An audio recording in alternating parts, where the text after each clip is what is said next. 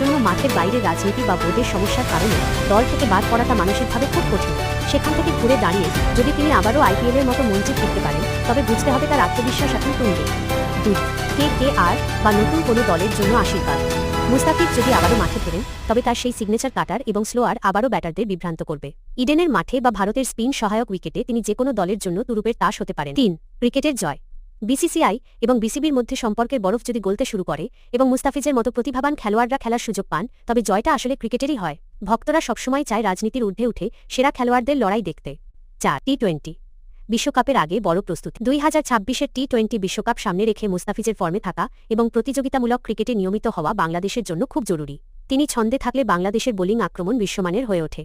আমার মতামত, মুস্তাফিজুর রহমানকে আবারও অ্যাকশনে দেখাটা হবে এক অসাধারণ অনুভূতি। তিনি যখন ছন্দে থাকেন, তখন বিশ্বের যে কোনো বাঘা ব্যাটার তাকে খেলতে হিমশিম খায়। আশা করা যায় এবার তিনি আগের চেয়েও বেশি ধারালো বোলিং নিয়ে ফিরবেন।